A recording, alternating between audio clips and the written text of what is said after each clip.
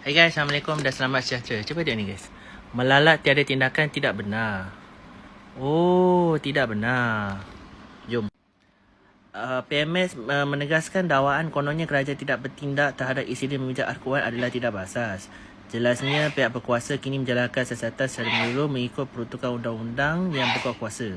Tegasnya sebagai sebuah negara yang berjunjung kedaulatan undang-undang, sebarang tindakan mesti dibuat berlandaskan proses perundangan, bukannya didorong emosi atau persepsi yang tersebar di media sosial.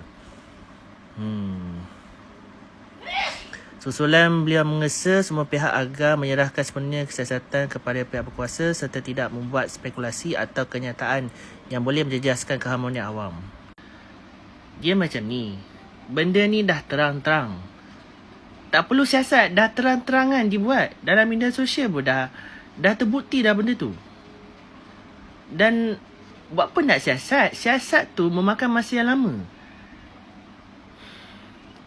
Tak tahulah, apa pun kita tunggu update je lah. Tapi good news, Pak Nil happy kerana orang yang menghina dan memijak kitab suci Al-Quran dah kena tangkap oleh pihak berkuasa. Dan kalau boleh tindakan sekeras-kerasnya harus diambil lah. Seperti apa yang 3 pagi era buat tu. Kalau boleh penjara seumur hidup ke ataupun bayar denda ke apa terpulang. Tetapi kalau boleh tindakan sekeras-kerasnya harus diambil.